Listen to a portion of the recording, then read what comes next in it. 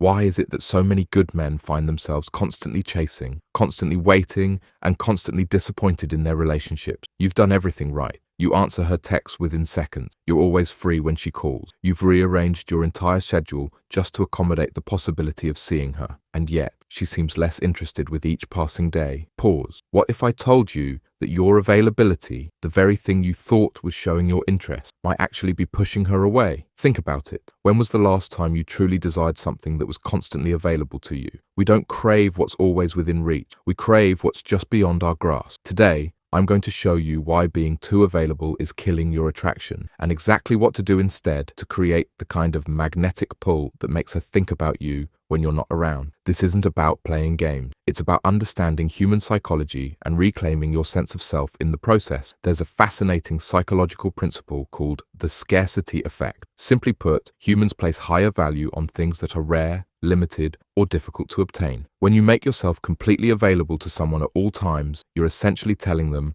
I have nothing else going on in my life that competes with you for my attention. She begins to wonder, if he's always available, always waiting, what else does he have going on? Is he truly living a full life? When you're too available, you inadvertently communicate low value. You signal that your time isn't precious, that you have no boundaries, and that you're willing to drop everything for someone who likely isn't offering the same in return. Remember this, what comes without effort often gets taken for granted. Have you ever felt that sinking feeling when you see she's read your message but hasn't responded for hours, while you replied to hers within seconds? Have you ever cancelled plans with friends because she might, just might, be free that evening? If you answered yes to any of these questions, you're caught in the availability trap. Your time is the most precious resource you have. It's finite, non-renewable. Once spent, it's gone forever. When you give your time away freely, without discernment, you're essentially saying it holds little value. If you don't value your own time, why would anyone else? This isn't about becoming cold or distant. It's about establishing healthy boundaries that reflect your self-worth. So the first step in becoming less available is recognizing that your time matters, that you matter, that your goals, interests, and commitments outside of any relationship are worthy of your attention and energy. When you truly believe this, everything changes. The goal isn't to play mind games. The goal is to create a healthy balance where both people maintain their individuality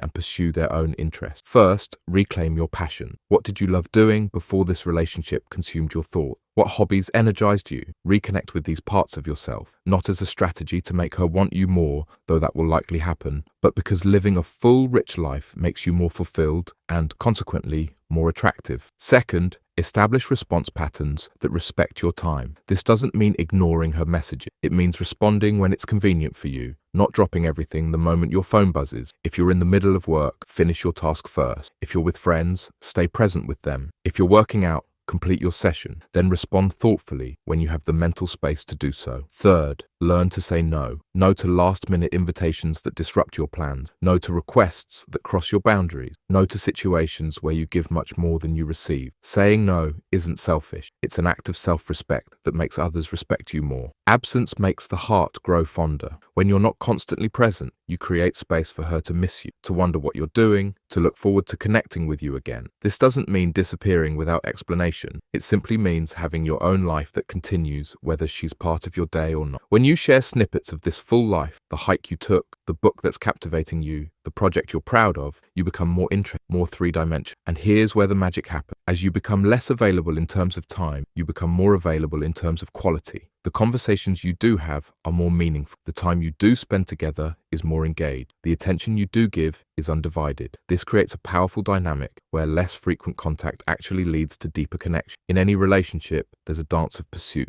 When one person is always pursuing, always texting first, always making plans, always available, the other person naturally falls into the role of being pursued. By stepping back from constant pursuit, you create space for her to step forward. This shift doesn't happen overnight. When you first pull back, you might notice her pulling back too. This is normal. It's a period of recalibration. But if there's genuine interest on her part, something interesting will happen. She'll begin to pursue you. She'll text first, more often. She'll suggest plans. She'll make herself more available to you. The balance shifts not because you're playing games, but because you've created space for a healthier dynamic to emerge. At its core, becoming less available is really about reconnecting with your purpose. What drives you? What are you working to build or create? What impact do you want to have? These questions matter far more than whether someone texted you back in the last hour. When you're living with purpose, pursuing goals that matter to you, building competence in areas you care about, you naturally become less available. Not because you're strategically withholding your time,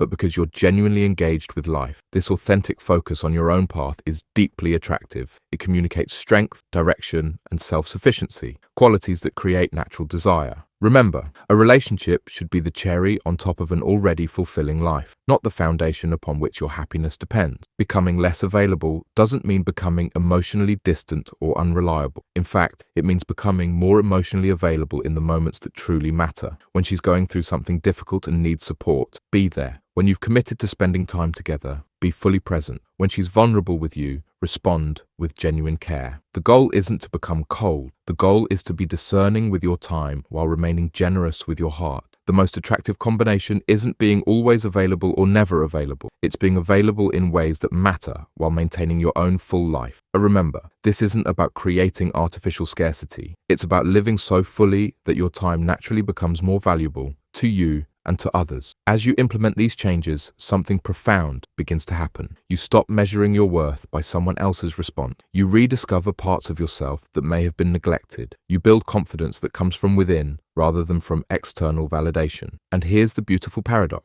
As you become less available physically, you become more attractive emotionally. Your sense of self-worth is no longer tied to whether someone chooses you today. Your happiness is no longer dependent on a text notification. This inner shift is what truly changes the dynamic. She doesn't just crave your time, she respects who you are. The journey from being overly available to being magnetically attractive isn't about tricks or tactics. It's about reclaiming your sense of self and living a life that energizes you, whether someone is watching or not. When you value your time, others will too. When you respect your boundaries, others will too. When you pursue your purpose, others will be drawn to your path. So stop being so available, not as a strategy, but as a commitment to living your best life. Create some space, focus on your growth, and watch as she begins to wonder what you're doing, what you're thinking, and when she'll get to be part of your world again. Because the truth is, we don't crave what's always within reach. We crave what feels valuable, meaningful, and worth the effort. Be that man, not for her, but for yourself. And she won't just crave you, she'll respect you.